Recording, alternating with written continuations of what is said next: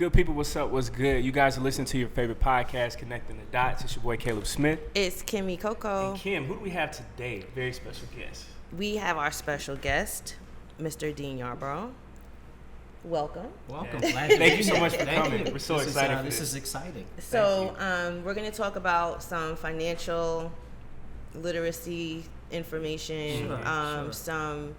some tools that you can use for investing. So just let everyone know what you do. Okay. All right. Well, I have started a firm called Yarbrough Financial Services, and I am what we call a fee-based financial planner. In that sense, I work for my clients. I charge a fee as opposed to a commission. As a financial planner, my goal is to help my clients determine where they are, what their goals are, and how to get there in the most efficient manner. So the goal here is, my mission, if you will, is to bring this whole concept of fee-based financial planning into our community. Okay. And we can talk about that a little bit more. But in a nutshell, I help people try to achieve their goals without making a whole lot of mistakes, and develop a strategic plan so they can, achieve those goals. Awesome. And how important do you think it is for us, especially as Black people, for us to become financially literate? Because usually when we hear like financial advisor, we can become intimidated somewhat. Right. So what is probably like the first step that we should probably take? Well, I think the first thing is literacy. Okay. Because there's so much information that we don't know. And if you don't know it, you can't even, if you don't know what the problem is, you can't even begin to correct it. So literacy is a problem. And, finances in our community have always been something that is kind of kept away from us. Right. So if you don't take the initiative to learn it, you're not going to learn it. Now, it's interesting. There's a lot of information, a lot of programs today dealing with financial literacy in the elementary schools. And you've probably seen things like that. I think that's great. It's important. But you know what? There's a whole couple generations that are being missed out on. So I really respect what you guys are doing here, talking to the millennials. I mean, that is, my wife is a college professor. And she says to me all the time, well, someone's got to, somebody smart has to one teach. in the family. She says all the time that what motivates her and what encourages her today, in spite of all this news we hear all the time, is that the millennials are changing the world. She says, when I talk with these young people, it's like I'm encouraged about the future of our planet. Really? I'm encouraged about the future of our communities, because the folks coming up today, they have a real desire for social justice. They have a desire to learn. I mean, you see it all the time. People will ask a question, they'll say, oh, Google it. What's that? Right. So you were saying earlier that we need to read more. Well, we are. Yeah. We're starting to. Thanks to Google. It's Maybe not easier. thanks to Google, but it is a lot easier. So, I do think financial literacy is an excellent place to start. The other thing, though, is I think that we have to employ systems and organizations so that we can make what we're doing sustainable. True. I believe that there's a lot of emphasis in America today on self-employment. That's very true. People, once you turn 50, you can't get a job anymore. These corporations aren't hired. So there's a huge trend of people becoming, entrepreneurs by default. Yes. Okay? There's a huge trend in America where women are making huge strides. I mean, the number one demographic starting companies today in America, African American women, and we hear that, and that's amazing. It may be that they got into the corporate field or saw it from the outside and said, you know what, that ain't gonna work for me. The brothers, we tried getting in it because of our egos. We're not giving up that easy. But the fact of the matter is, there's a huge demographic of people, white and Black, quite frankly, who are saying we got to figure out another way to do this. So as we talk about your question about financial literacy and some things that you can do, I'm sure we'll bring that up again too. Absolutely. But I think that literacy is important because you got to learn, and it's not just for kids; it's for everybody. Right. But it's also important that we figure out how do we develop systems that become sustainable, so that it's not just free information, it's not just literacy by itself, but it's something that can be impactful in our lives, daily lives. Right. I hope I answered that. Absolutely. That's powerful. Yeah, that's powerful. So, as an entrepreneur, what would you suggest people do? Because there are, depending on your situation, whether you're a teacher, whether you work in corporate America, whether you're an entrepreneur, whether you're self-employed, the type of retirement account that you can open is different. Or if you just want a retail kind of brokerage account, where would you suggest people start, investing? Right. I mean, do you think savings, because the interest rates are so low now, everyone back in the day, they used to just, put money in the bank and let it grow. And I got money in my savings and in my checking. But, that's just not really going to do it anymore. And entrepreneur, I think being an entrepreneur is great. Not really so great for maybe, my generation. Because if you guys don't work, then I can't get Social Security. But, I get it. Somewhere, You right? got to do what you got to do. Right. They'll be working. You got to do what you got to do. But what would you suggest, say, a young entrepreneur, like we have a couple of them in here, where would you suggest they start when it comes to investing? Well, that's a good question. Let me put a little plug for what I do. Yeah. I think the starting place is to sit down and look at where you are, cash flow wise. Look at where you are with what are my goals in life. If you don't have a goal, how can you work towards accomplishing something? That's true. I think that's the starting plan. Where am I? What do I want to accomplish? And then you bring in the different advisors to say, okay, well, what if I use that tool? Will it get me to that particular goal? Nobody has one goal. They have lots of goals. As a planner, I'm a little bit different. As a planner, my objective is to come and try to answer those questions first. What do you want to do? What are you trying to accomplish? What's your time frame? What do you have to work with? And the things that I see are usually less investment oriented, although ultimately that's the goal, to get my clients to the point where we are talking investments and what are the proper tools to help you accomplish those goals. Right. But usually the starting place is cash flow management. Entrepreneurs, what's one of the biggest challenges entrepreneurs have? Cash flow management. If I don't have money coming in to pay the bills, the company goes out of business. Homeowners, same thing. The average guy, cash flow management. Why is debt such a huge problem today? I mean, we have more debt now than we've ever had. Debt started going down after the last financial crisis, household debt. Now it's even higher than it was. What was it, 2008? Yeah, it was even 2008. higher. Wow. Yeah, so, and now we're really aware of college tuition, that whole deal. I mean, I don't have any college bills. But my kids do. Yeah. That means I do. Yeah. Right. So, I think that's where we really start is where are you? What do you have to work with? And where do you want this to go? If you don't have a savings account, or let's back up, if you don't even have an emergency fund, you don't need to be talking about investments. Really. And what's an emergency fund? Generally, it's 3 to 6 months of what you need to pay bills. Wow. Look what happened when the government defaulted.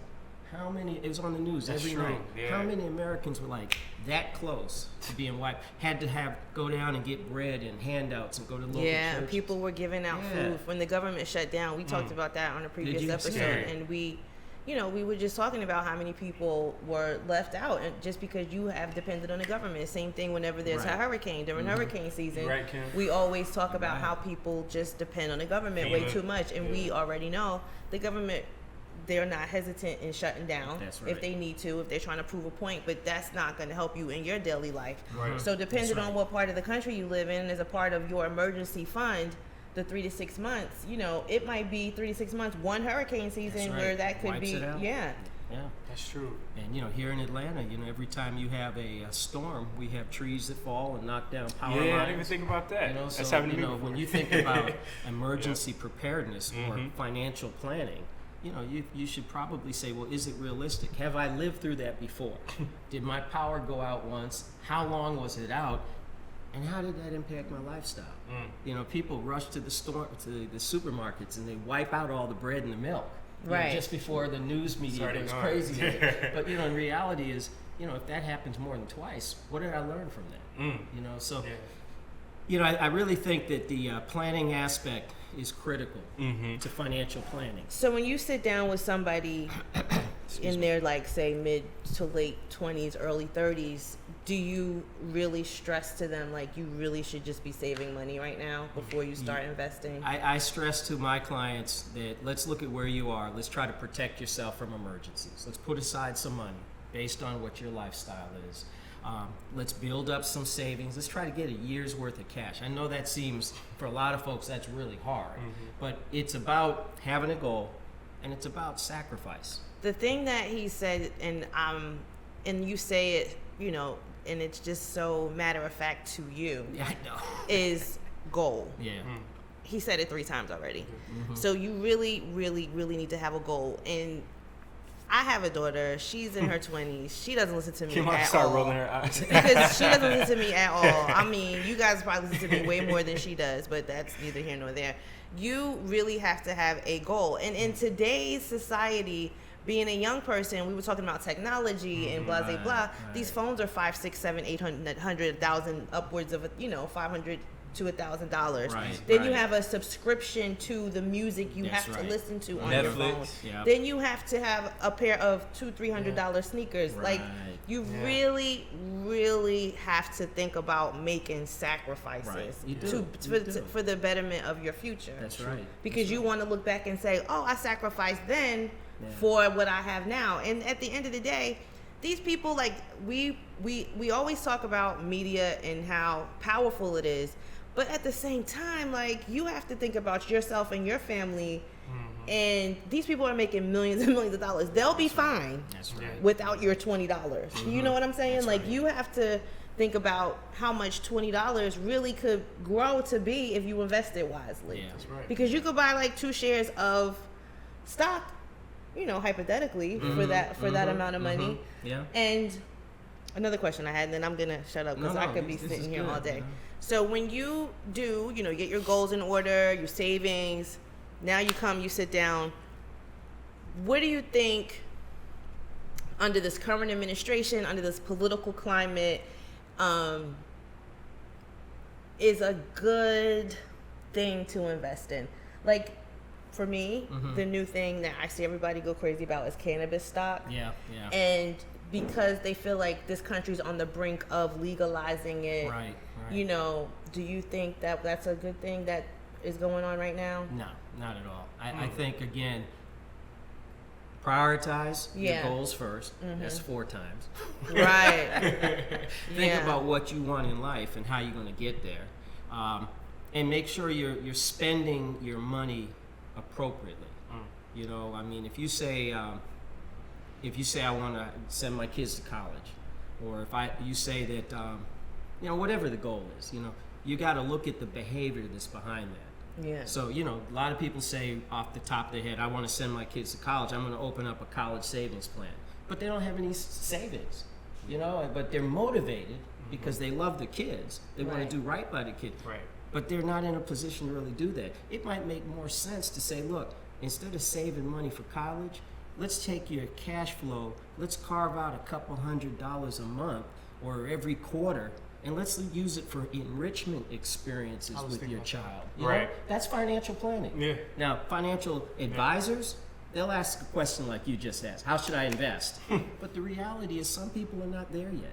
They're not really ready to invest. Right. If I meet with a client that's got no savings, I'm not going to tell them to start saving for college. Now, they may tell me that's what they want to do, but I'm going to try to back into it and say, well, let's talk about the big picture. Let's find out what's really important to you in life. And when I start talking about that, there's a saying, if you ask enough questions, you can learn why someone does what they do. Absolutely. Yeah, I've learned that recently, and it's so true. Yeah, But, yeah, that's yeah. the goal. Find out what's really important to you. And then let's come up with a strategy, a plan to get there. Because when it comes to investing, there's lots of ways to invest. Now, you asked about cannabis, and what's the other big thing? Cryptocurrency. Cryptocurrency. Yeah. As an investor, as a financial advisor or planner, I would say let's be leery of these things because, quite frankly, cryptocurrency, it may be the wave of the future, but it's not something that you can look at and see rules and organization that would give you Exactly. any protection. Okay. And if You know it's what I'm saying? gone, we discussed on a previous Oh, episode did you? before, Yeah. like someone hacked into one of the cryptocurrency yeah. mines and stole millions of dollars, That's and there's no way to recover There's no that because accountability. there's no accountability, there's no oversight, That's there's right. no regulation That's on crazy. it. Yeah. So that's why people are like kind of against it. Yeah. only time's gonna tell how well it does Right, because right. Facebook has gotten into the cryptocurrency Yeah, they're game. trying to move into it too. But and that's a good question though, Kimmy. Not Facebook, cryptocurrency may be the wave of the future. Many corporations are investing heavily into blockchain. That's the underlying technology. Right. Because it helps them organize their business, makes them more efficient. So, I'm sure Facebook's going into it too, but I'll bet you it's more for how can we use this tool, this science, this technology to improve our bottom line. And if we can do it and get some momentum because it gets some free press, gets a lot of people excited, we'll do it. Okay. I have a theory about Facebook's cryptocurrency because Facebook uses our information as a commodity. Yeah. So I'm like, are we the currency? Our information, and you really just don't know You because see the ads and things like that. that's because they behind the scenes are shipping your stuff out. Like, oh, somebody looked this up. Hey, maybe you should shoot them She an just ad. talked about sneakers. You know what I and you mean? see Yeah. sneakers So on your hey, timeline. That's you amazing. should That's shoot crazy, that isn't to it? them. I'm hearing that a lot. People saying. Oh, it's a real thing. That's I'm happened to sitting me in plenty of in my times. kitchen talking about something. Next thing I know, I look at my Facebook and I'm seeing all these ads. I mean, that's scary. That's the But I ultimate mean, it's big not. brother. Isn't that? But it's Isn't not. that? But Wow. to me, it's just like, well, what do you guys think they're doing? You know what I mean? Like, Right. if you ever Google anything on your phone, or if you, people say talk about it, but I'm like, if you talked about it, you probably typed something Probably. related You're to right. that You're right. at some point in your phone. But still, But still, that's still creepy. I've heard Google Assistant. Actually, I read today, Google Assistant has employees that can listen in on your I heard that on conversations. the serious? news, Yeah, Google, they've actually Wow. admitted it. So Yeah. that's a fact. Just a couple so days ago. yeah. So, Yeah. but I always am kind of leery about that. But I'm like, we share a lot of information. We type a lot of information. We search for a lot of things. Location, and you so, always share where you're right. at. So Yeah. it's like they're exchanging behind the scenes. We're the That's currency. deep. Yeah. it So is. I mean, it is. I wish everyone could go back to the old school way sometimes, like really talking to your friends on the phone and but it Maybe is what still it is. tap You that. still have to be. They can. They can. Yeah, you still have to just be careful. Most definitely. I think that's the key thing. You have to be careful and understand in America the way things are done. It's usually because of a profit motive somewhere deep in it, and you capitalism. just have to recognize that. Yeah. And try to, not do things that you can come back to haunt you. Right. Okay. And you have to think about it. You Right. really do. If you don't have any thought process involved, if you're not analyzing things, thinking about things, you're missing opportunities to gain. You're also exposing yourself probably recklessly, unnecessarily. So you asked about marijuana. Okay. Cannabis stock. Well, CBD. That's a CBD big one. is popping. That's popping. It is. Yeah. A lot of people are like using it for medicinal stuff. My mom is like, in her 80s, and she's asking, "Do I need this?" Okay, stuff, Mom. Okay, Mom. So she's cutting edge right there. Right. But it's People are interesting. giving it to their dogs. Are you I serious? saw that on the 4th of July. People are giving their dogs CBD it's a treats plant. Yeah. to keep them calm. Yeah. And recently, Keep them mellow. Yeah. yeah, because of the probably get hungry.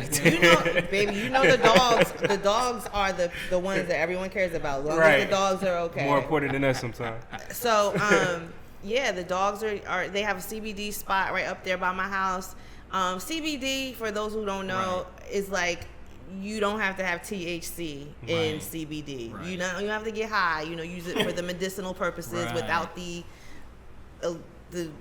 other effects that Yeah. THC might have. Right.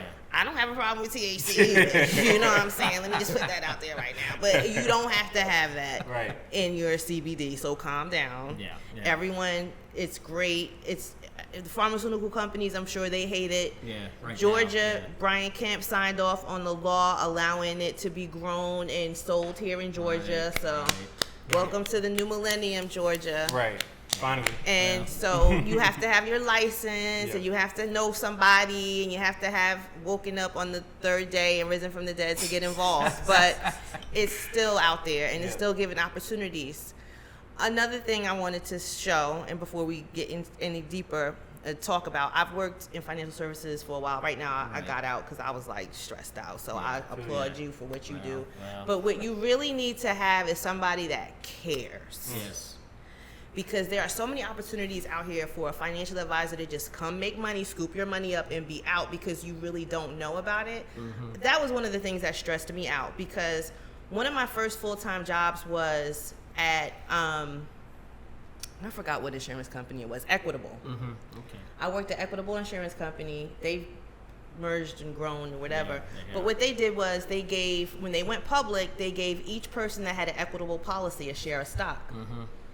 So, they get a stock certificate in the mail and they're just like, what is this? And, I don't want it. Mm-hmm. Well, they give you the opportunity to sell it, but it's in a letter that's mailed to your house and it's like, sign here if you want money. You don't know what you're signing. You don't know what you have. That thing could be worth, $1 million right now from back then, but they gave it up and then they had a tax implication. Mm-hmm. Mm-hmm. So let people know. Are you also a tax advisor, or you just? I'm familiar with it. So but I don't, you don't have to, because you can. A lot of tax advisors and financial advisors partner up and they refer do each partner. other because Yeah. And I when do that you too. Yeah. see, y'all need to you need to call him because that's a great thing. When you look for a financial advisor, just talk to them for a little while and see where they are, because you've just really shown us how Can I elaborate on that a little bit? Yeah. When it comes to this financial advisor, understand that there's a very small segment in our community that is the fee-only community. Mm. Everybody else in this industry, I probably gonna get a lot It's of commission, hate calls. yeah. But they're commission. And there's an old saying my father used to say: "Tell me how a man." What a man's my mind just went blank. It's okay. It happens to me. It's the lights. Is the that lights, what it is? yeah. Okay. I'm in the lights. I Right. see the lights. I see the light. Tell me what a man's politics are, and I'll tell you how he makes money. And you got to understand that when you talk with financial advisors, they are salespeople for the most part. They may be decent human beings. They may care for you. It's about that but money. at the end of the day, Yep. how they make money is through the sales process. Okay, that's why I stressed earlier I'm a fee-only planner. So I don't think people might not understand what fee versus commission Sure. is. So when you are a fee-based, you do what you do. You charge them. You tell them up front how much it's going to be, That's and you right. go from there. That's When right. you work on commission, some financial products pay more money than others. So as a financial advisor, I'm going to suggest the ones I'm going to get paid for, right? No. Well, not whether you, but whether it's beneficial to you as the Yeah. as the customer, Right. as the investor or not, because I know I'm going to make more money, I'm going to tell you about this product. That's right. Trying to get paid. That's what people do that's not good. And that's what we're talking about. If you, as a fee-based, we already discussed it. I have your best interest at heart. We get the money. way more ethical. Way more ethical to Yeah. me, because that takes away the opportunity for you as the financial advisor to say, oh, Caleb, you want to invest? Sure. I just found out about this great mutual fund. Sign me up. And but this might not be great for you. Right. It's great for me because it pays the best That's a commission. large percentage you can get from that. Yeah, See, so- that's scary. I don't want to say that everybody in the No, industry that does is commission. nefarious. Right, I just want no. people to understand it. That's the nature of the difference. beast. Yeah. That is the nature of the beast. Know And what so- you're getting yourself Yeah, into. and so when an advisor comes and says, "Well, I think you should use this insurance policy to achieve a goal, or this stock, or this mutual fund, or this college savings plan," recognize that very often they're not picking the best thing. They're picking what is available to them profitable. through their broker dealer, through their insurance company, even your bankers. So that's the nature of the industry. The fastest growing segment in this industry is the fee-only business. Yes. It's That's not cool. huge. It's not huge. Okay. And it's actually probably one of the only vibrant sectors that's reaching millennials. And I think the reason is because millennials, people who've grown up with social media, they're not afraid to get on things and Google it. They're not There you go. afraid to ask Research. questions. And they've seen what happened to their parents, when they got into their 50s, and all of a sudden they're like, I'll never be able to retire again, and we can go into that. I can explain all that. yeah, most But definitely. the idea is there's a lack of trust, which in my opinion is wise and warranted. Yeah. So there's a lack of trust. So they tend to either not do anything or really try to learn what to do. So Yeah. Go You ahead. mentioned something. I'm sorry. I wanted to just tell people because I don't think people understand this either. You mentioned that they will get money from the broker dealer that they're affiliated with. right. So as a financial advisor, you are usually under a broker dealer. That's right. The Merrill Lynch's, the Morgan Stanley's, Fidelities. That the means that they got to get a Fidelities. cut too, right? Right. Right. Okay. But every time you meet with someone and you find out who it is, find out who they're affiliated with because they have to be, and you can read because they have to be That's right. licensed. They have to be licensed. And they're under someone who's under someone who's under someone. So you could always just do your research because there's research, there's information that's out there, y'all. It's out limitless. there. Yeah. Yeah, it's on the internet. By anybody who's in this industry is regulated. It's a highly regulated industry. You can get their life story. Just Google them online and see where they are. LinkedIn account. If they've had LinkedIn, is good. If they've Yeah. ever had any problems, they got sanctioned or fined or got caught doing something. That's on the internet. Oh wow. And most of them, when they get fined, is for discrimination. Let me just let you know that Or right theft. Or theft. Yeah, It theft. just takes one Outright click. theft. Huh? Theft Yep. or charging higher fees, lying. Yep. See, Yeah. I There's a lot of appreciate things that. out there, but I would just say again, that's where the knowledge comes in, and empowering yourself. So don't believe the first thing that you hear. Oh wow. I would encourage folks to look for fee-only planners. Okay. Period, because the worst thing that happens is they say, "Well, I can't afford your fee." But who knows what dialogue will come out of it? Because quite frankly, the industry as a whole, whether it's a bank, mutual funds, stockbrokers, all the companies, they're desperately investing money to try to figure out how do we market to millennials. And see, part of the problem is the system. If you're an advisor and you're making you're living off of a commission or the flow, that's what insurance guys call it, the flow. Yeah. Who are you going to talk to? Someone who has a lot of money that they can roll into your account so you can get a flow, or someone who's starting out? Like, I don't have a savings account. Right, so they don't market to millennials. They don't. They really don't. The companies are spending a lot of time trying to figure out how to do it, but their distribution channels are still the same old. And way. I'm an older person, I guess, by some standards. I still watch television. I do too. I barely watch TV. Oh man. But when you see commercials, they market to people like during the the news hour, like the 5, 6, Yeah. between like 5 and 8 p.m. is Right. when you see the Fidelity commercials, when you see the That is Merrill true. Lynch Yeah, commercials, that is true. when you see the Chase Liberty commercials. Mutual. It's Yeah. for the people that either they just got home from work or they're sitting Wow, up, they're yeah, I watching. forgot about that. That's true. But Yeah, a part that's a of good point. investing that people do not understand, and I mentioned it on a clip that we did because we're having clips, and if you don't mind doing one. Oh, I'd love to. Oh, If it that would be helps. amazing. I just have to. That would be so cool. But anyway, what I said is being an investor, a part of it is also paying attention to the news. Yeah, that's true. You have got to know what's going on because as soon as when you pay attention to the stock market, the ones that move the most throughout the day, when it moves, when you see like a really spike in the movement of a stock in a day or a group of stocks Right. or in an industry, Sure. it's after the government makes a decision Oftentimes that does influence the market. or yeah. when a company's CEO gets fired Yeah.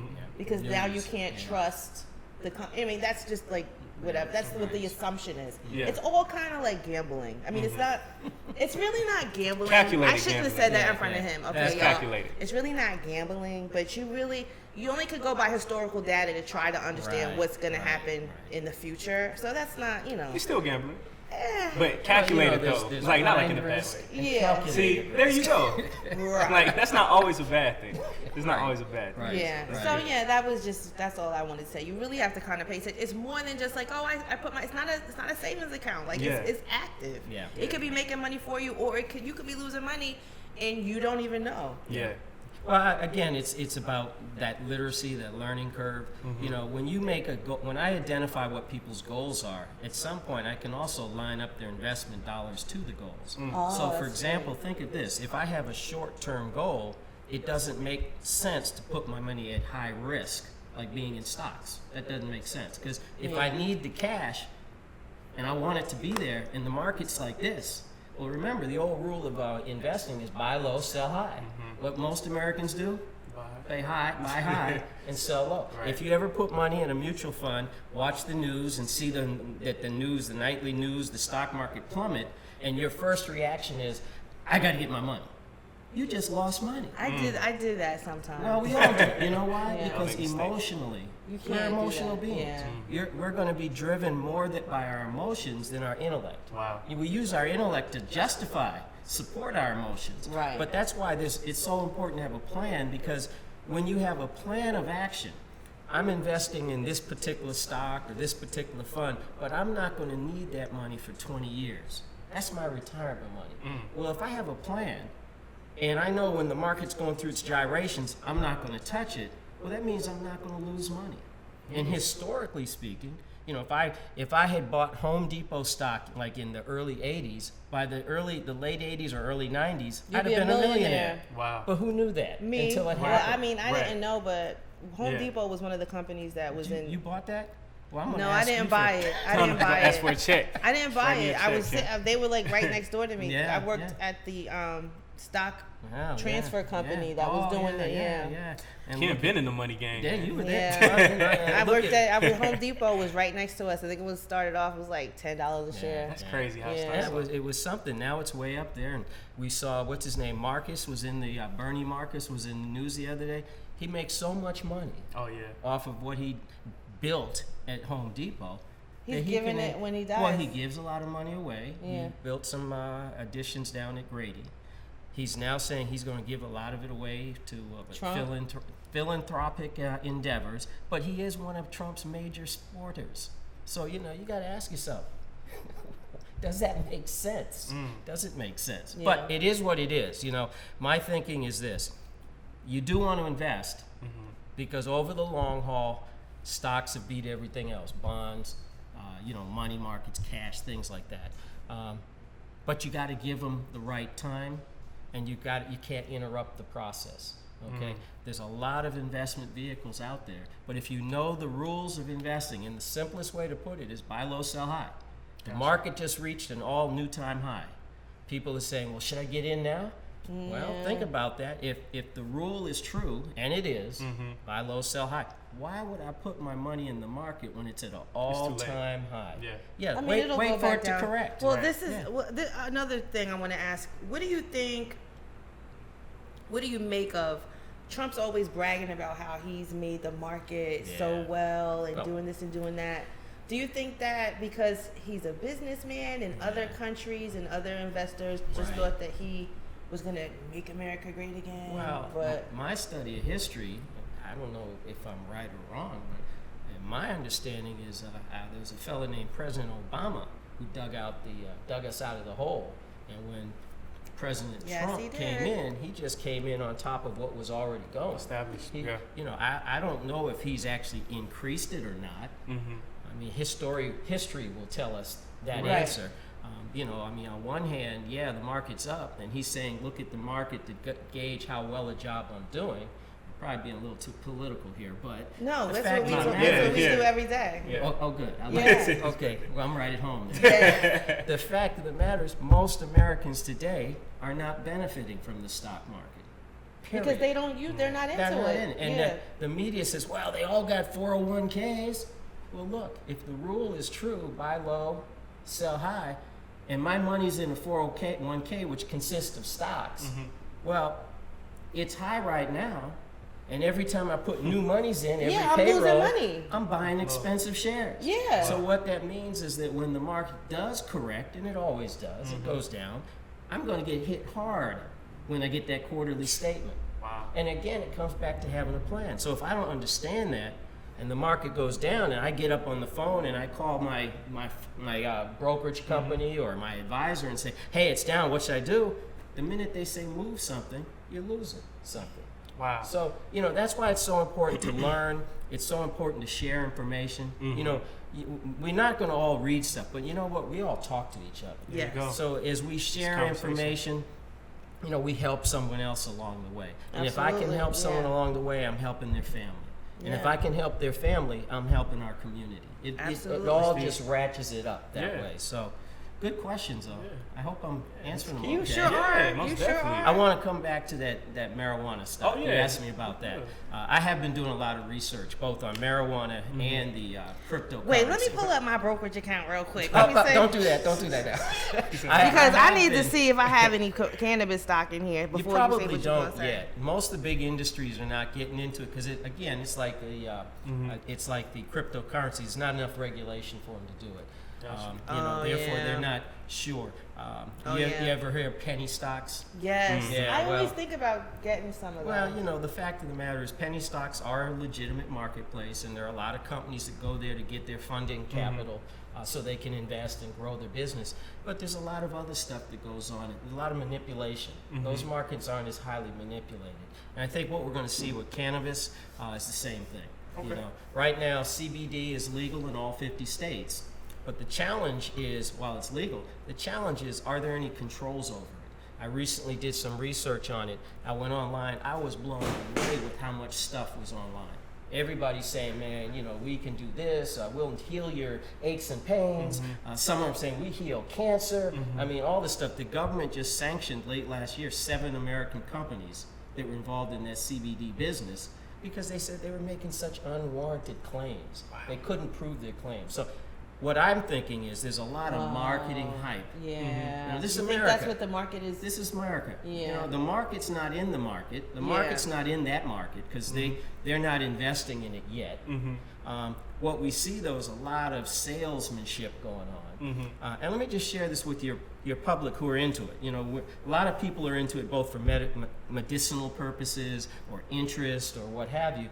There's a document that the better companies, manufacturers of this product, put out. It's called a COA, Certificate of Analysis. This last 2 weeks, I've been asking people who are in this business, do you have certificate of analysis? That's how I weed people out. The certificate of analysis is they bring in a third-party company to evaluate what's in their CBD. Unbiased. Right. Yeah. Theoretically, Right. unbiased. So we now know that if you have more than 3% THC in the CBD product, that's illegal because that's what gets 3% cut. is That's the false limit. It's the advertising. cutoff. So, you won't know that unless you get an analysis of what's in it. But there's other things. This CBD is hemp. This is an agricultural product. Right. So just like today, we're seeing a Roundup being found in grapes. Cereal. I just threw out a whole box of, I won't Cereals, give the right? name, but a whole box of oatmeal. Yeah, see? Because I read that has all kinds of Roundup Isn't it in crazy? And they're giving this to Roundup kids the that's spray? kid. Yeah. And Oh, they just got Cheerios. sued. Yeah. Oh my God, it's Oatmeal. amazing. Well, Yeah. the same thing with marijuana or Oh, hemp. the crops. The They use COAs. Roundup. Pesticides and things like COAs that. tell you what else is in the product. Is there lead? Is there What? asbestos? Is there Yeah. Get exposed. organic things? Pesticides. So there's 2 forms of COAs. One is kind of like, here's how much THC is in it, and this is how much CBD. There's another one that drills even deeper. What kinds of things are in this crop that you don't need in your body? There you go. Wow. So it's That's about very knowledge. important. It's I think about that's what knowledge. people were Yeah. afraid of when marijuana was going to get regulated and when Yeah. marijuana was going to get, corporate sponsorship or, just become corporate or whatever. I Yeah. think people were concerned, just like the food, it's just going to be, Yeah. it's just not going to be organic anymore. right. I mean, Overseas. you used to getting your weed from Boo Boo down the street, Right. and You didn't care. You didn't care. You're Right. just like, I'm just glad I got some, but you don't know Where it came where it from, who came touched from. first. Right. Boo Boo down the street wasn't spraying all kind of pesticides Right. on his crop. You had Yeah. like a direct source. You already knew who he was, where it was coming from. That's Right. true. Right, That's true. Right now, entrepreneurship, like we previously said, is growing like Yeah. never before. And my age group, pretty much people that's around like 22, Yeah. probably like up to 30 right now. On social media, we get enticed by seeing people like Gary V's of the world or people that's always talking about being, your own business owner, entrepreneurship. But a lot of people really aren't serious because it's like oversaturated. So as you being in the world of finance, how do you know if somebody's serious about entrepreneurship? Okay, I think someone's serious when they spend a lot of time in doing research. Okay. And they think about it. They put together the business plan. That's real important. Yeah, that's true. I'm not talking about a business plan so you can go to a bank and get a loan. I'm just talking about putting down my thoughts on paper and really digging deep into it to say, okay, how am I going to take this idea, convert it into a service, and make revenue, generate revenue. Okay. And a business plan is a good exercise to do that because it kind of forces you, whoever outline you're using, it kind of forces you to ask those tough questions. That's a good start. I can't tell you how many times I talk to people who say, well, I want to be a business person. I got a great idea. I took a course offered by a local nonprofit organization on how to start businesses. There was about 45 people in the class, and it was in our community. I'd say half of the folks who came to class had this concept of offering a nonprofit. They saw a need. Emotionally, they wanted to help people. I think that's admirable. Yeah. But when it came to business, they had no clue. That's how it to do is. it. Yeah. And by the end of the class, we had an excellent instructor. By the end of the class, like all of them were saying, well, you know what? If I have a choice of going into business or being a nonprofit, I think I'll start with the business. Right. Now, I don't know what Make yourself happened to some them, money. but they figure if I can make enough money to be Right. sustainable, that means I can also do the nonprofit things. Make your money that first. I want to do. And that's kind of my message today too, is figure out how to offer these services in our community, but doing it in a way that's sustainable. If it can't be sustainable, then either I'm doing it wrong, I don't have the right thought process, or there's no market for it. And I know there's a market in our community for better financial literacy, Yeah. Absolutely. for better development of business skills and ideology and practices. You know, the industry, you call it best practices, how to do it right so that it works. Right. So there's a market for it. The trick is how do we introduce it in a way that it will be received. Yeah. And you know, so if someone says I want to be a business person, it comes back to, that's great. Let's develop that plan. Let's understand the plan. I'll work with people like that because I know that down the road they'll be in a position.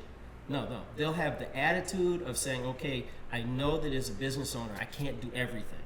Therefore, I'm willing to bring people in and help me. Partnership, you know, pay for service. So they'll take advantage of my services. But down the road, I'm helping them get to a point where they can pay for the services. Right. So, you know, I think that's a little novel in this industry. You hear people in the industry always talking about, I do pro bono work. You know, I'll go out and I'll do a seminar. You know, the banks come into our communities, into our elementary schools, and, you know, support pro bono efforts. That's nice. I mean, it makes me feel good in my heart when they do things like this. And, you know, technically it's helping people. But at the same time, that means that's not their primary business. That's not how they make money. That's how they generate Their PR. image. Yeah. So they're showing you like the smaller things, but they're not showing you like the bigger picture Yeah, overall. you know, Well, I mean, yeah, the same banks that was one of the things we were going to discuss today too. Yeah, I mean, they do it all the time. They do it all the time. Chase is always doing something in the black community, Yeah, Chase but they're and also, you know, Wells Fargo. Yeah. Finessing at the There's same another time. one, yeah. Right. Well, they all Prestige. do it. They all do it. And, you know, I've done a lot of work in public schools, high school, junior high, middle school, doing some financial literacy thing. I've seen a lot of programs that people come in. But, you know, you got to think about it. If a bank comes in and talks about how to get good credit scores, why would they be talking about credit scores? So you can do what? Go get a loan? or a credit card. Or a credit card. That's And max another it out. loan. Yeah. Yeah. So, you know, you just want to, you know, the insurance companies come in and they'll talk about retirement planning because that's their products. They'll talk about protecting your estate because that's your products. They're not going to talk with you about some of the stuff that it takes to get started.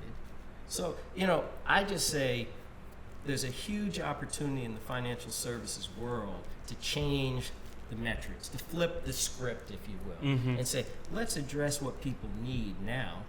Let's help grow them to the point where they can benefit from our services. In America today, it's not done that way. No, I At don't all. think so. It's not. The system doesn't encourage You that. don't learn it in school. It's not You know what I taught. used all to about being wonder? employees. I used to wonder when I worked at a brokerage firm, why there were no mutual funds like specifically for us that had a basket of securities that had, like, you know, things that we buy. I never understood why that hadn't happened yet. Well, there are some black-owned investment companies here. You've heard of Ariel Management up in Chicago, black-owned, and he's very large. Okay. Done a really good job. I think, quite frankly, though, the market doesn't care what color you are. No. The Not at market's all. Care all about that about green. green. Yeah. And quite frankly, the smaller the fund, the more risk that's available or presented in it. The smaller the portfolio, the more risk because I have less diversification. I think that them being black owned and them being popular will bring like millennials, because the millennials that are out here now, they're more like activists. You know what I mean? They're like, there's some of them have like a consciousness about them now where, there was a rumor that was going on around for years about how Michael Jordan invested in private prisons. But it was a different Michael Jordan. But not only that, but it's like, how do you know? How do you know if your mutual fund is moral? You know what I'm saying? You can find out. I mean, every 6 months they send you a statement that includes what's in their portfolio. So you no can excuse. look for that. You gotta read. One of the faster growing segments of money management is the socially responsible funds. Yes. I guess SRI. They do have socially responsible where they funds. tell you right up front, we're not going to invest in products that harm people, Animals. hurt people, harm the planet. And the concept makes sense that, if I'm going to screen what we invest in, and I'm not taking, for example, use tobacco companies. That was a big deal. Yeah, I'm not going to invest in tobacco. Well, the thought is, if I'm not investing in a business or an industry that's going to blow up on itself, that means I can maintain those investments for a longer period of time. Right. And if it is true that the longer I'm in the market, the greater opportunity I have for value, it pays off in the long run. Wow. And there's been many studies over the years that show two things. One, social responsible investing is profitable. Everybody used to think I'll earn less. They're saying, no, these things are just as good as the big funds out there. And the other thing, they recognize that millennials are, because of their desire for social justice, they're looking at things like that, saying, well, if I don't really know what companies to pick, I'm going to choose a mutual fund, let them do it for me. But if I can do good while I'm doing well, that's a win-win. So there are funds out there that people can use. Social responsible fund, y'all. Take note of that. Yeah, and you can go online, look for them, and then research them and see what their screens are, and if you agree with the screen. And there's wide range of screens now. But don't rush out and invest those things. Get a plan first. There you go. That's my message. Plan. Get your plan. Get your plan. And work with someone who can help you get a plan, and work with someone who's going to say, I'll charge you a fee to get the plan, so there's no conflict of interest down the road. There we go. That would be my message. Do some soul searching. Okay. Separate your needs from your wants. That's a big one Buckle right there. down. That's a big one. Don't get them mixed up. Yeah, buckle down and get your goals together, make some sacrifices, and start investing. And if I can add, that's a big part of what I do. I help people deal with that question. What's the difference between what I want and what I need? Before I start dwelling on your wants, let's make sure your needs are being taken care of. There you go. And that's important. Okay. And if everybody's just not built to be an entrepreneur, y'all. I need some. That's another thing too. Some people need to work, so I can. You gotta get my have Social chiefs, and you gotta have Security check. Indians too. Yeah. I need my Social Security So check. y'all gotta take care of But it. I would say, not to differ with you, but I would say that the day of raising your kids to go to college so they can get a job, that needs to It's change. not- that's not real no. anymore. America, the jobs are gone. They're overseas. And the only thing they that's ain't guaranteed coming is back. That is debt. true. They are overseas. That's right. They're not coming back. The only thing that's guaranteed with that scenario is debt. Yeah. Well, that's probably why Americans carry so much debt. So I would say entrepreneurship is something that we want to teach our kids young. Yep.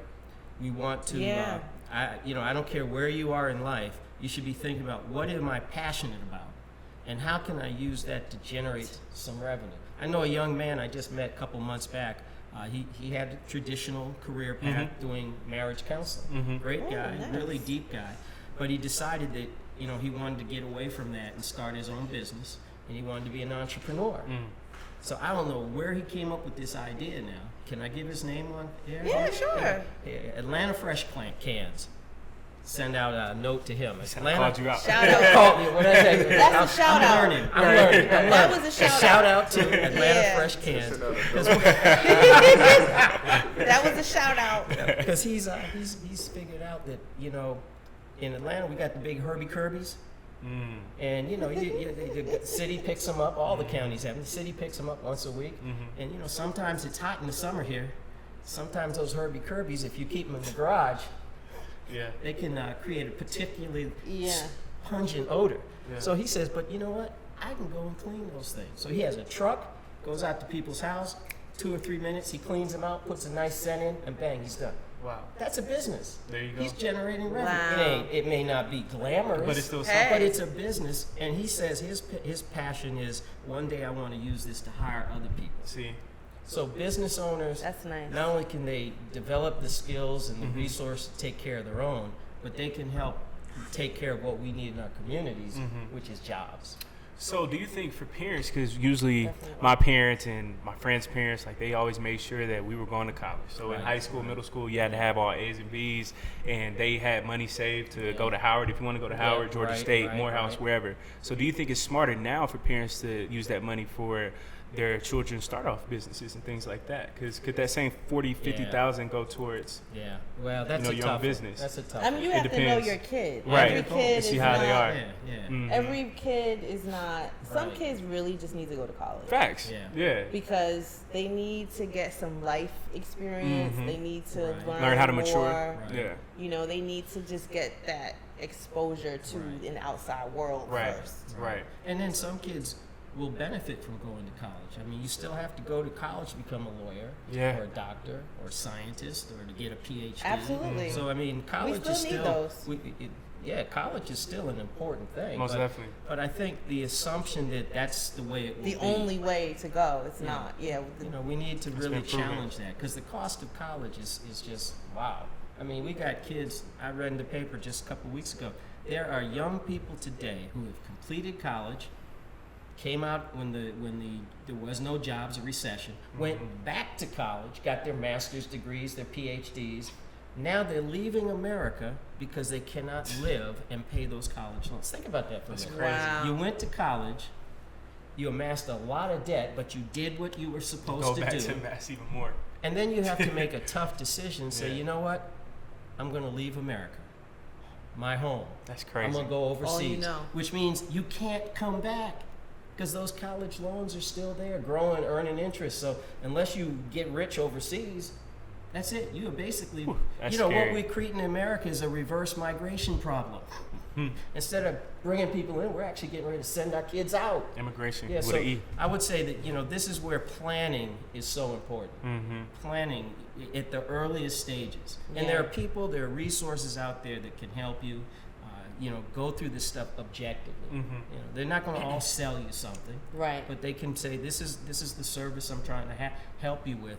And even if you're dealing with advisors, you don't have to buy anything, but you still can get good information. Absolutely. So, yeah, I'm big on entrepreneurship. And I'll be honest, I went the corporate route. I retired about 4 years ago. Mm-hmm. And when Congrats on that too. well, Yeah, Yeah. congratulations. when I decided I wanted to get back in the workforce, Mm-hmm. there were no jobs for me. But then I decided, well, I don't want to work for someone else. I want to do something that I think I've been prepared for all my life, which is to introduce financial planning, fee-based planning, in a community that needs it more than anyone else. So that's my mission. But also, I always preach to my kids, you need to be entrepreneurial. You know, I say you Yeah. need to think about doing something today so you can go out and do it on your own. Well, their old You're an man asset. has to kind of model it now. Yeah. So Yeah. this is my chance to model it. So That's I'm real. really That's glad great. that you guys are here because you're giving me a chance to, you know, Oh, we say what appreciate I it. got to Yeah, say out absolutely. loud Appreciate you coming and, through. and support your community. Thank you. Thank Yeah. you. Speaking on our community, reparations, that's like one of the biggest topics. Yeah, yeah. You being in finance, do you think that that's something that's feasible? And if so, how should we even plan for that goal? Because we Right. speak about goals. So Yeah. how do we even attack that situation? And two, do you even think that we need reparations overall? Yeah. Okay. Answer is one, yes, it's an important issue. Mm-hmm. To the last issue is, do we need it? Absolutely, we deserve it. Every other people in America's gotten reparations but us. Yep. And it's not only for slave days, but my parents were born in Alabama, Jim Crow. Jim Crow. I didn't Yeah. even think about that. That's Jim another good Crow. argument. Yeah, I mean, we've heard of Tulsa. Lynchings. We've heard of all these Yeah. cities where, you know, black folks in this country did some amazing things. Yeah. We need to tell our stories too. Tell them, Mhm. get better at. In the years after slavery ended, we amassed so much wealth, land. We started banks. We started insurance companies. Here in Atlanta, insurance companies. Absolutely. Atlanta Life we Insurance built Company. towns. Yep. We built towns. Yep. America had an opportunity to do right Mm-hmm. by us. They could have said, okay, we're going to welcome these newly freed people into our communities. But America didn't do that. America let their old ideologies, their old hatreds, their old schisms take place. Therefore, we came out of slavery. We were building stuff. We didn't get our 40 acres and a mill, but we were still building stuff. Still made it happen. Atlanta was known as the black capital, Gold Coast of America. We were building stuff from about 1890 right up to arguably 1964. Everything that we accomplished was physically taken away, crushed. People were killed. Communities were burned down. Tulsa was bombed. Yes, we Before deserve. 9/11. Yeah, this 9/11 was someone bombing America. Right. Tulsa was a 9/11 for the black community That's in deep. America. Right. So we deserve reparations. Now, how will it take its form? I don't know. I think that's why it's so important that they have Congress these studies. absolutely, Yeah. because that would be an outcome of the study. What Right. would be some of the What would best it be? ways? Yeah. What would be some of the best ways to actually go about creating this fairness? And I know it won't only be with us, but it will be commitment from the other communities to recognize that there's a history that we don't know, and if we don't particularly think that black folks are bad, well, maybe we have some obligation to change the way we communicate to our children Yes. in our community. So That's it. it's a two-way street. So yeah, I'm very adamant that reparations are important. I don't know what the format will be, the final format, but I do know that we deserve them, and America owes it. Absolutely. I'm sorry Absolutely. for banging No, on no, the no. That's all right. Hey, that's powerful. But just That's in powerful. case the reparations are monetary, you need a financial advisor. Most definitely, because Because we already spoke about that, Kim. Like, what you gonna do with the first check? What's the use of getting some money if you don't know what to do with it? just If don't you're just blow going to it. give it back to them, Yeah. then That's a I loophole. wouldn't see a use for it. Yeah. I think we should get financially literate just in case. And that could be a part of the solution too. That could be a very strong part of the solution. Courses or designated financial advisors. Yeah, making That's true. sure that there's systems that support Mm-hmm. those who want to do business in the black community for holistic purposes as opposed from exploitative purposes. Right. There's so many things, but until we have the discussion, guess what? Ain't nothing happening. Yeah. We still got to go to work tomorrow. Well, I do. Well, I'm not an entrepreneur yet. Well, I think you got it in you. I hear it coming out. Right. Kim ain't working for the man for too long. No. She'll be free. No. Well, working for yourself doesn't make you free, but Right. it's hard Frees work. up a little. It's hard Yeah. work, you Yeah. know, because I believe ultimately, at the end of the day, you're responsible for Yeah. whether you make something out of it or not. Right. But you can't blame anyone else. Yeah, you just gotta blame yourself. Yeah, but that is the way to go. Okay. That is the way to go. Okay. Yeah. So we were going to discuss a couple of topics. Okay, let's do it. One of them was J.P. Morgan Chase. When you sent that to me, that was crazy. Oh, There yeah. was a boat that was found coming from Africa. Where was the boat at? I think it was on the Atlantic when it was found. Was it? It wasn't in Philadelphia. Let me find out where it was. coming through But the Atlantic, of Anyway, the ship had Oh, tons just of recently. cocaine. Yeah. Mm-hmm. Oh man. And it's owned I'm gonna by try to find it JP for you, Morgan. Kim. And it's owned by J.P. I Morgan. think it's and a when $500 million worth of Exactly. coke and marijuana. exactly, And they got it. They exactly. So when J.P. Morgan representative was asked to kind of like explain what all that was about, they were just like, "Oh, no comment." Mm-hmm. So basically, the boat was coming from Africa. I'm sure at the It end of was. it, they're going to be blaming Mhm. the Africans or Mhm. whatever. But As usual, huh? I really don't even know what to say about it. But the only thing that I can do is just put the facts out there. So, a cargo ship owned by J.P. Morgan Chase was seized by the U.S. with 20 tons of cocaine. Yep. Metric tons. Metric tons. That was like what, 39,500 pounds or 1.79 metric tons of cocaine. Mm. The same weight as 3 African elephants. It was 17.9 Yeah. metric tons. Yeah, it's huge. The link to J.P. Morgan and the MSC Guyane, the surprising aspect of it is J.P. Morgan financed this boat, but they don't know what they're using the boats for. That's the stance that they're taking. Yeah. But if I got in a car with you and you had some cocaine in your car, 17 times. Guess what? Even if it's my car, even if I wasn't in the car, Yeah, that's right. and you were driving my car, That's on you. It was my car, and I might go to jail too. You just can't be like, I don't know, like where it came from. It doesn't work. It is what it is.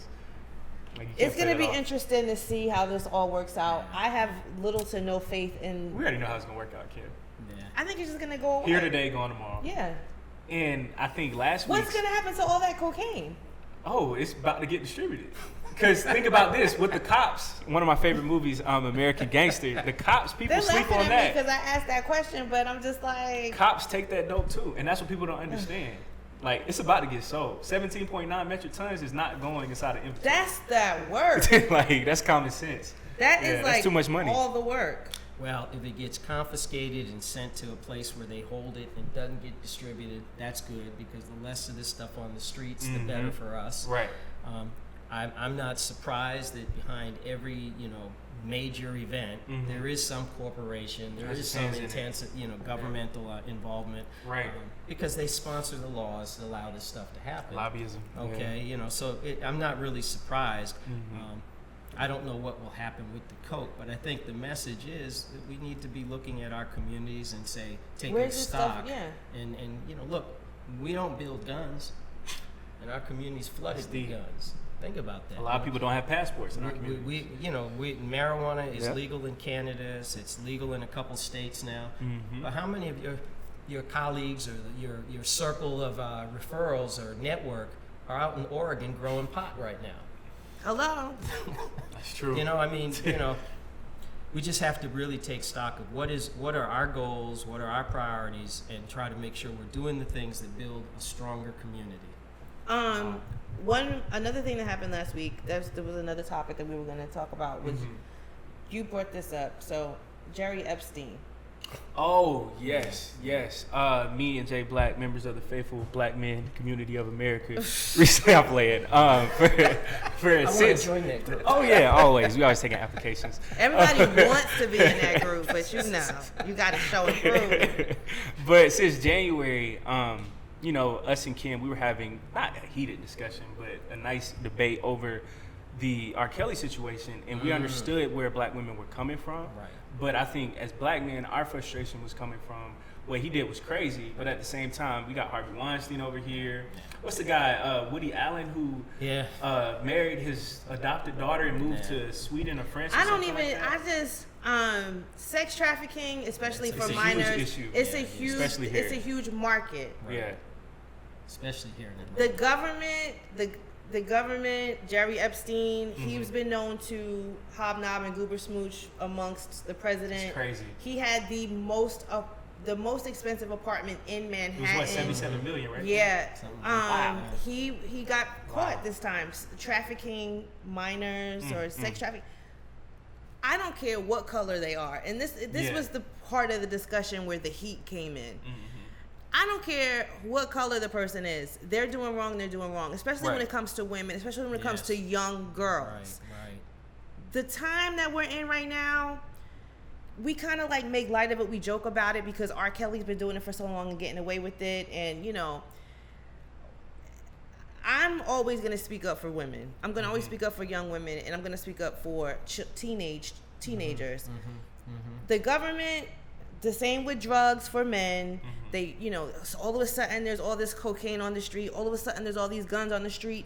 And all of a sudden there's all these songs about guns and drugs on the street. Like, the whole thing with young women for me now is there's sex trafficking going on, and then, we kind of make light of it. Like, R. Kelly likes little girls. It's all fun and games until it's your little girl. Right. And her innocence is stolen by a grown man because he flashed some diamonds in her face, or some money, or a nice apartment because she wants to get away from you because you took her cell phone. Right. You know what I'm saying?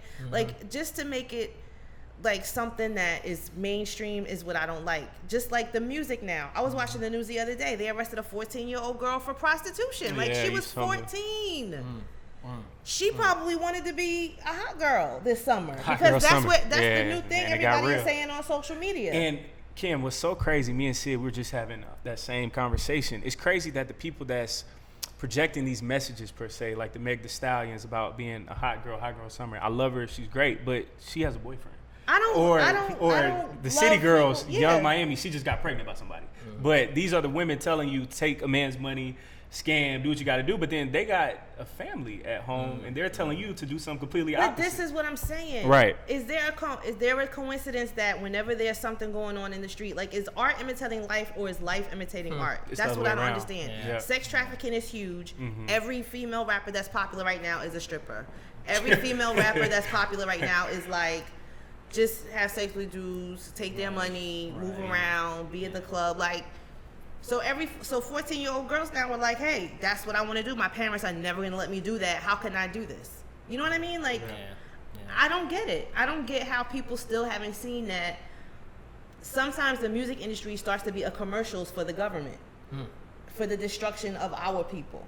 And we're always the ones that are, if you're driving down the street right now in Atlanta, I moved here from Houston. I had to drive through Mississippi, Alabama, Louisiana. When I got to Mississippi, or was it Alabama? One of them, the station was WBLK. WBLK. For the black, for the black folks. Yeah. And every song that came on was either about somebody getting killed, somebody doing something all that stuff. Yeah. But when I was like, you try to find a radio station to listen to, because I wasn't trying to hook up all my cords and stuff. I'm like, whatever, what's on the radio around here? All the stations that are like pop stations, like, oh, you're great, you're love, let's have a great day, everybody, I'm getting married. Like, why don't we see that yet? Like, why do we think that's cool? You are what you read, what you eat, what you we got this thing down. Everybody's a vegan, right? Everybody eats right. Everybody takes wheatgrass shots. But then you leave and you listen to shit that is gonna just corrupt your mind.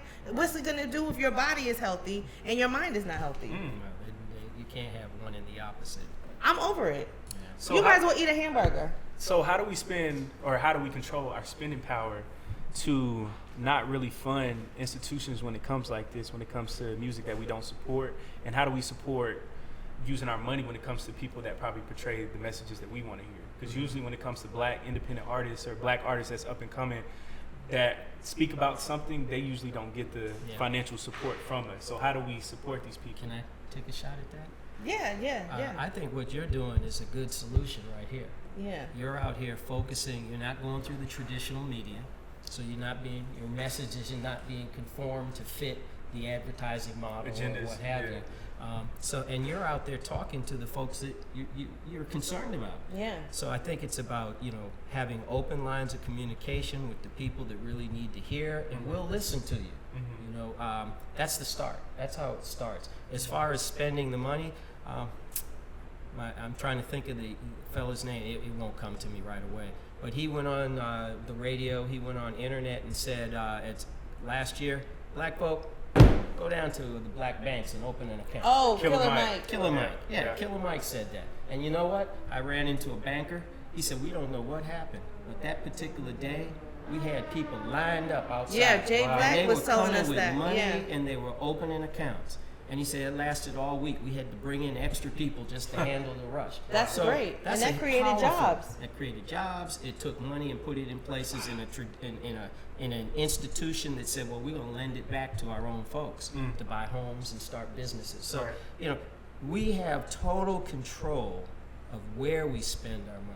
That's the one thing we have absolute control. We just got to learn how to do it in a way that benefits not only us individually, but a greater social good. That's so true. And I think that's true. I think, again, that's where the generations that are coming up today who are seeing that the old models did not work for my parents, my grandparents, and they're desperately looking for new models.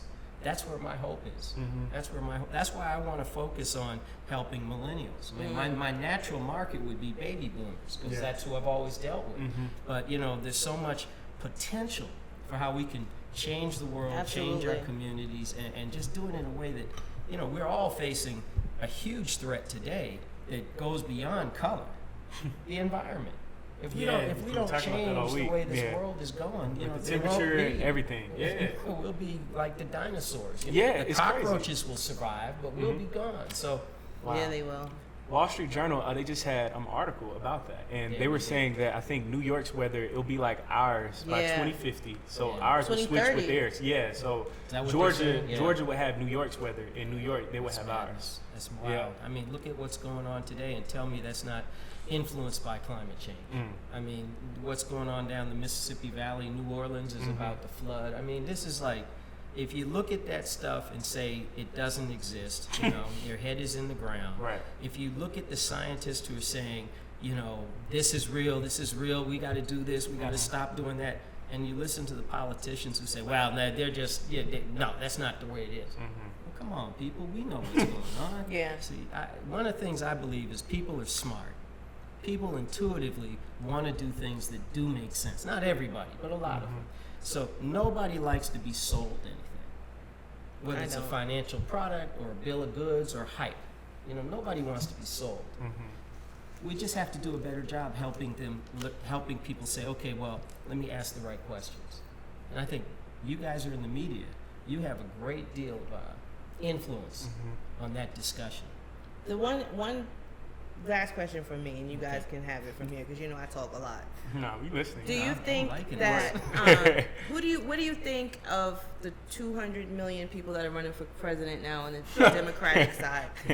Who do you think would be the most? And I don't care if they win or not, but just in a hypothetical scenario, who do you think would impact the economy the greatest? That's a great question. That's a good question. That is a good question. You know, I've been involved with a lot of campaigns over my years.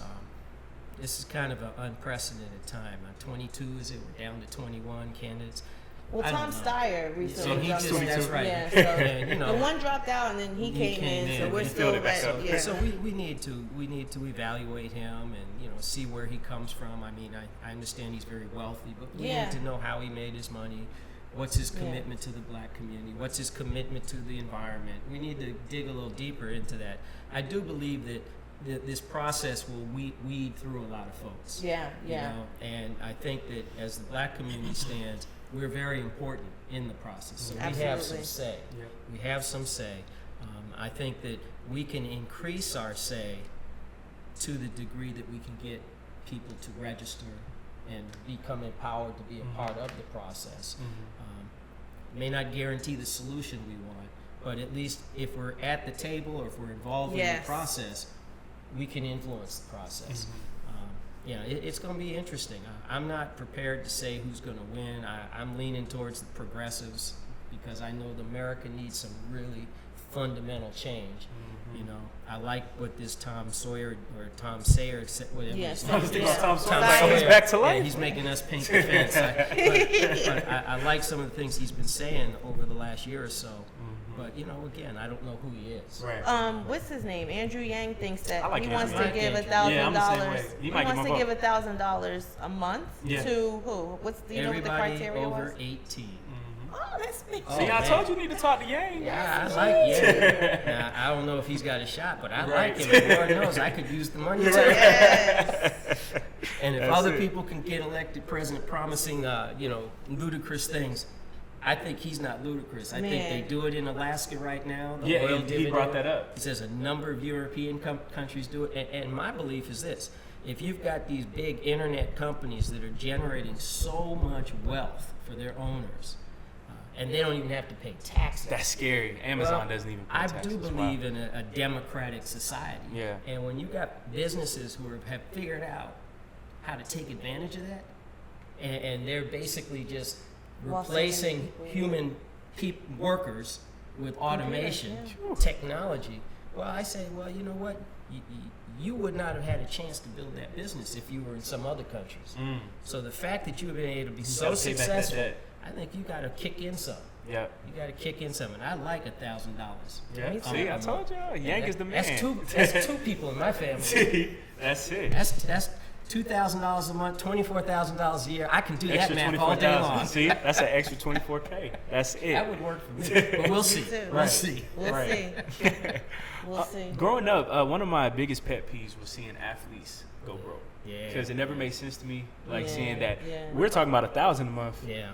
Compared to somebody getting $200,000 a month, $300,000, probably a paycheck. So how does this change? And two, I've seen one of the recent guys who was drafted. He played at Georgia. He was a great cornerback. DeAndre Baker, great guy. But I could tell that he's probably not the smartest guy in the room. And recently, he had his mother. She was like draped in. She had like a Gucci shirt, Balenciaga heels, which is cross brands, and then a Gucci belt, all this stuff. And he was saying how she pretty much came from nothing, so he wanted to make sure that she had something. Mind you, he hasn't played his first game yet. He hasn't got his first game check. He just signed his first advance, but his agent had to get paid off of that. And when I saw him, he was wearing Versace everything, and he bought his mom, I think, a Bentley truck. Wow. And this is in the end, I think, of his rookie training camp. So he hadn't finished his first week of practice. So how do we change this idea that once I get something, I have to spend it, or I have to show you I got it, instead of just being low-key? And how do we start changing this narrative? Because I see so many black athletes spend their money, but Andre Iguodala, when he was on the Breakfast Club, Kim, check that out. It was awesome. He was saying how his white teammates weren't buying cars and stuff, and that when he found out, because Andre Iguodala was telling Cal Korver, like, he had to buy his mom a house, a car, some shoes. He was like, I don't do that. He was like, why are you buying your mom a house? Like, shouldn't she have her own money? And it's like, that shows you how we should be thinking. So how do we change this, pretty much this whole paradigm overall? That's the age-old question. Yeah, that's kind of above my pay grade. But I will say this though, again, you guys are the head of the vanguard of making these changes, because you're communicating these messages. Plus, I think the league, NBA anyway, is starting to recognize that, you know, players need to be paid more. The NCAA need to be paid more. I think there's a change coming.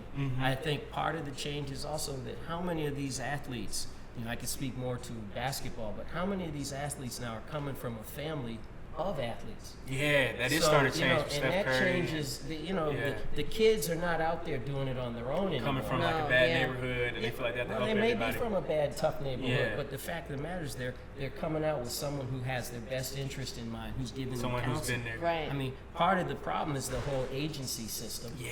I mean, they get that percentage. But that's like, you know, agents, advisors, agents. It's all the same. You know. You gotta get that percentage. You got to ask yourself, how do they get paid to know why they're giving me the advice they're giving me? So that's about education. It's about learning, financial literacy. You know, I think that'll be something that happens forever and a day, because Americans love that story of the kid who comes from nothing. That's true, single mother. And we all find a little bit in ourselves, like, I'm glad it happened. You know? I'm glad they made it. But, you know, I think it's just a matter of over time, we'll figure that one out. It's just like, you know, making a conscientious decision to do business in your community.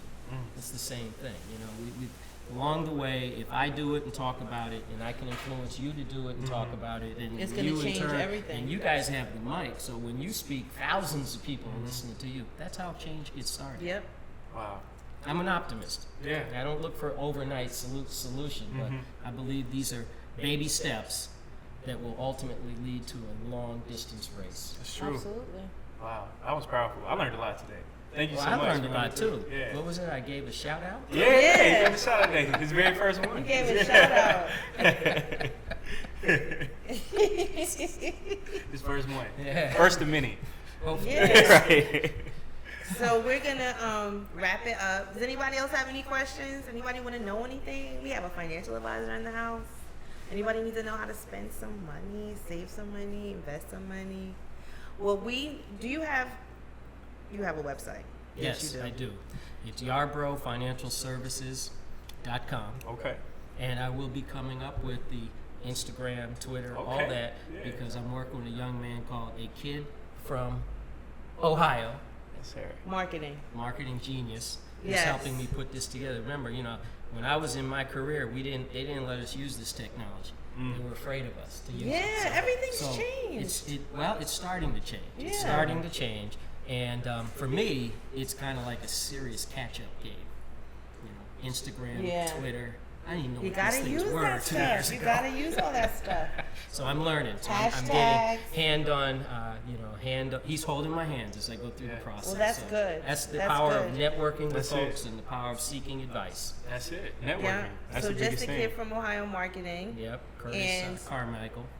Brother Carmichael. Yep. We Brother have Great had guest him on on the the show. before, and Yes. he's going to be coming back so we can learn some more from him and see what he has going on. He's here, by the way. I don't know why I'm talking about him like he's not Shout here. out to Curtis. I don't know why he's not saying anything. Right, that's the second one. Shout out. My second one. We making progress today. So yeah, make sure you check them out if you and your marketing needs, your financial services needs, and we will see you guys next week. Make sure you follow us on CTD_ATL on Instagram. Make sure you follow Innovative Black Station because there's always something going on. There's a whole bunch of seminars that are given every month. There's some dope T-shirts that you should get one of. And Black owned too. you just Black owned, support Black media, support Black business. This is all a part of Black business. We are empowering our community. Each episode we try to bring in more information, whether it's political, financial advice, well not advice, but financial services information or financial literacy. We're all about community building. So make sure you check out our previous episodes and we will see you guys next week. Peace. Peace. Thank you. Good night.